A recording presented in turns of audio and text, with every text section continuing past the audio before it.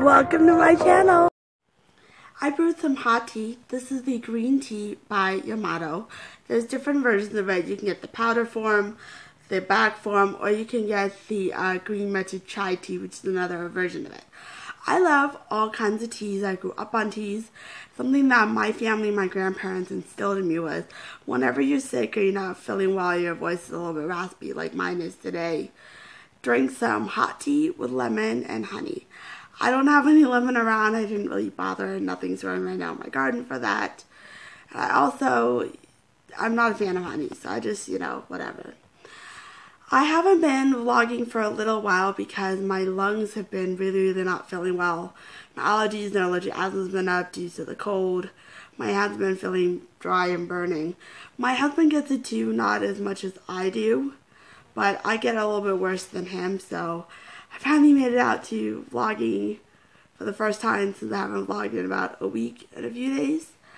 I thought it'd be cool to kind of drink some tea and have a chat with all of you. So this is my first ever tea and talk. A while back, I filmed my video called Morning Routine with Managing All of My Health Conditions. I wasn't sure if I'd ever do something like that on YouTube being a new vlogger, but after watching several experienced YouTubers, and they did a similar video about their life experiences, their struggles, their triumphs, how they get over things. A few of them that I'm going to give a shout out to is Simon and Martina. They did something like this. She talked about her depression and opening about EDS. The Dale Tribe talk about their daughter having type 1 diabetes. The Frey Life, if you ever go and join them, they talk about their CF journey that his wife Mary deals with, while Peter, the husband, supports her. Also opened up about your struggles. And it got me thinking, why not me doing this on my YouTube channel and opening up to all of you, about my experiences. One of my best guy friends since growing up from childhood, he told me, Anna, you have a story to tell, and I'm sure when you do tell it, it's going to be amazing, empowering, and very influential on others. I didn't realize this until I got into working for my school district as a special ed assistant, and then when I transferred as an early childhood education, I started telling people my life struggles and stories and how I was bullied and being diagnosed with hearing loss and being told you couldn't do anything, and then I succeeded by becoming all the things that I wanted to do in my life. And so this is what I did. What I didn't realize is that it would bring so many parts in my life that I didn't want to revisit. Unfortunately, it's part of video vlogging. Whenever you film something like that, you're gonna go through your life, reflecting on things that occurred, and I teared up so much to the point where I stopped filming. It took a while to do the ending of my video, because every time I tried to shoot it, I was just, crying and all that stuff.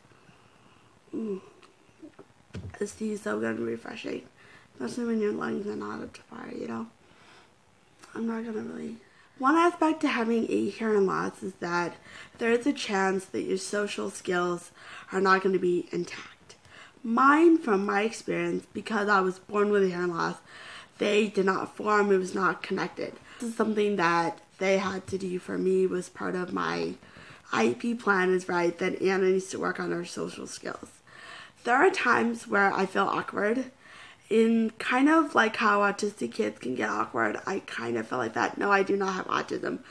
Thankfully, I don't. But the reason I kind of compared is that the way our kids feel a little bit awkward, like they're in their own world, sometimes I feel that way. I'll meet somebody, I'll come up, we'll have a conversation, but there's usually a 95% chance that you and I will not meet again or form a friendship, and that is because I'd rather hang out myself than other people. I do have a wonderful, wonderful circle of religious Orthodox friends that are Jewish, not religious friends, Christian friends. I have all kinds of friends, Asian friends from all over the world. I even have African American friends. Happy Black History Month. The friendships that I do have took a really long time to build, form, and maintain them. And this is because for me, socializing doesn't come easier. Vlogging, I guess, can Okay, so you're gonna wonder, well, if I can vlog, can I socialize and meet other people? Yes and no. When you vlog, it's just you in the video. There's no one else around me. A lot of times when I'm vlogging, I'm very, very private in the sense of I keep my whole family, friends, and everyone else. It's just me. However, when it comes to socializing with people, I go to events and I'll talk to them. But like I said, there's that big, big chance that we'll never meet again just because I have a wall. And I'm promising that I'm not gonna, I promised myself, and I had a little pep talk. You ever have one of those little talks to yourself when you promise yourself, I'm not gonna, tear up. In middle school, in 6th and 7th grade, and then half of my 9th grade, I was bullied. People would say hurtful things. Even, let's say, like, I don't know, I have a little pencil around, and I'm passing around, pencils, paper, whatever. Nobody wanted to touch my stuff that I was passing around. It'd be like, oh, I have to go up and get another one. And I would just go, I would feel so upset. I would tell the teacher, and then the teacher had to explain, doesn't matter who you're grabbing it from, everyone, is different, but we're all alike. The fact that we really have to work on getting, to know each other.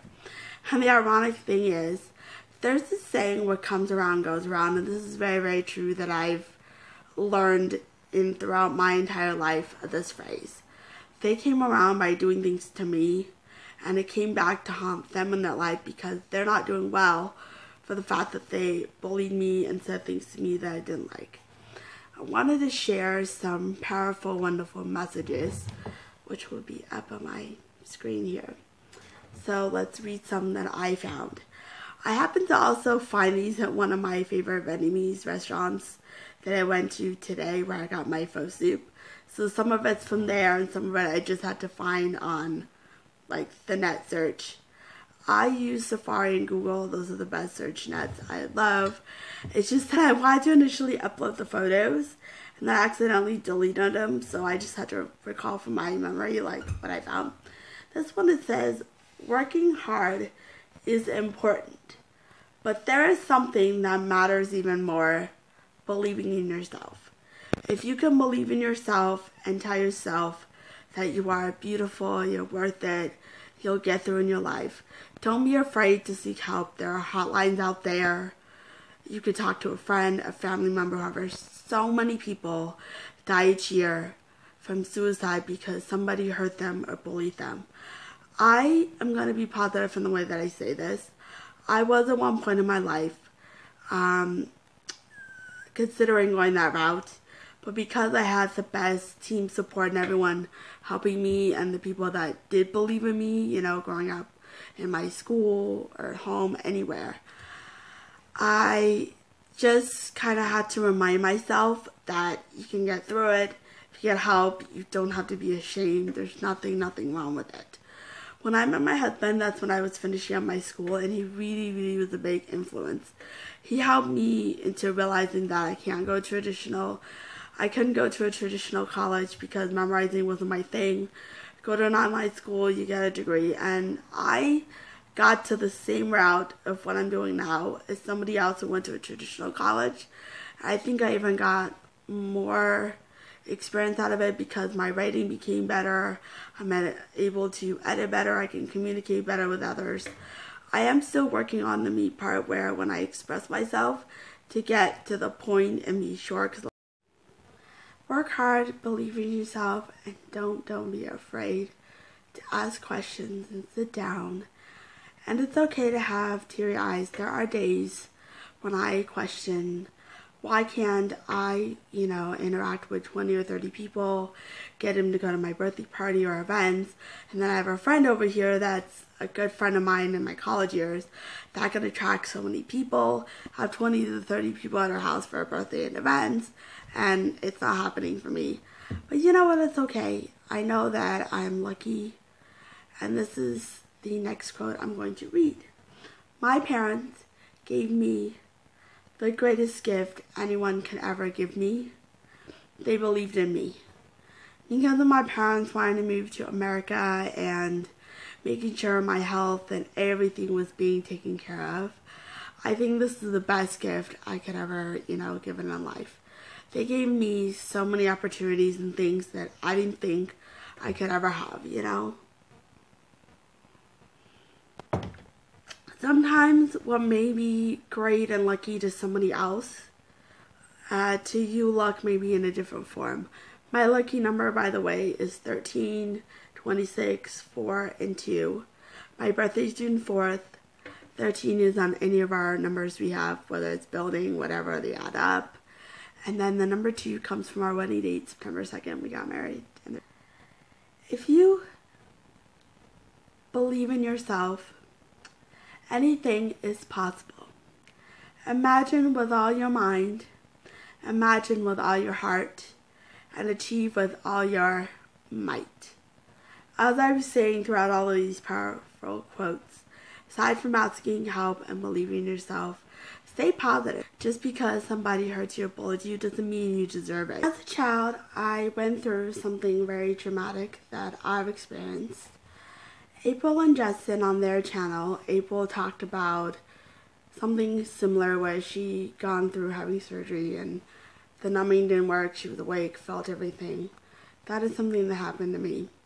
In Russia, this was 1980s, around that time period, medicine and tests were not that great. How they performed surgeries was not wonderful. Kids were taken to a chair, your mouth was open, you were strapped.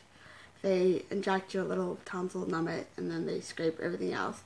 But the fact that I saw the tools and everything just traumatized me for such a long time, that when I came to America, I was so afraid of doctors and everybody that my mom had to be like there with me.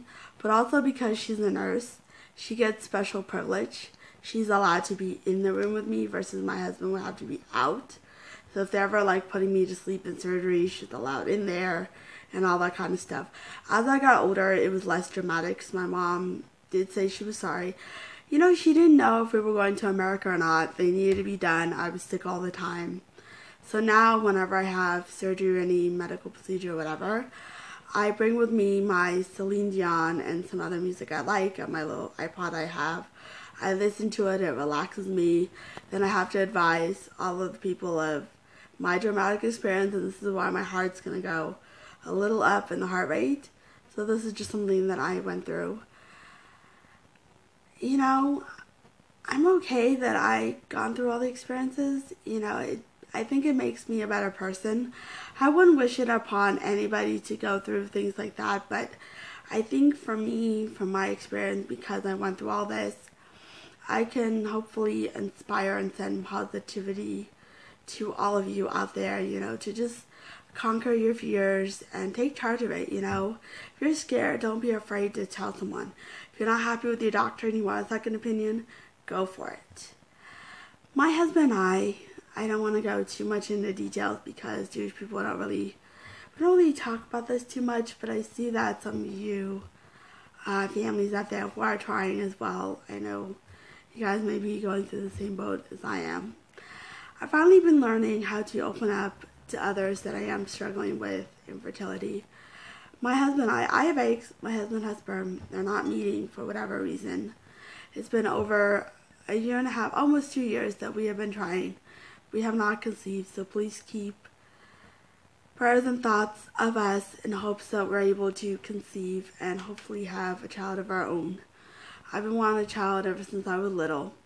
My husband made me wait because he wanted to get permanent in his job. He was a sub when we got married and I wasn't moved up yet. I was still a special ed assistant at the time. And then when he got permanent and I moved up, we just decided, you know what, let's just do it. We're not going to wait around any longer. And, you know, they say when women get older, your aches, you know, start to diminish. These are some things that I'm very, very passionate about in my life from my experience and as an early child education teacher. I am for anti-bullying. Don't bully somebody else. And if you are bullied, go tell somebody and get help. I also am for heart association and diabetes. Heart condition runs in my family along with diabetes. I have a father-in-law diagnosed with diabetes. A friend of mine, her mom is going through it. My mom has it a little bit. My grandma who passed on my father's side, she had it. She got it when she was older in life from all of her health, you know, conditions that she was already on top of it diagnosed with. I'm also pro hearing loss because I have a hearing loss. I also support the Allergy and Allergic Asthma. So one of my favorite channels that I get to watch is the Fry Life, Mary and Peter. Hi Peter and Mary, I love watching you guys on the Fry Life. She talks about her struggles with CF, and this is something that I had talked about in my video called Morning Routine with Managing All of My Health Conditions. Thank you guys so much for watching and tuning in to my tea and talk. I'll see you guys next time. Don't forget to subscribe to my channel. If you're new around here, go ahead and watch my videos and subscribe. And sending you guys all love. Bye. Good night.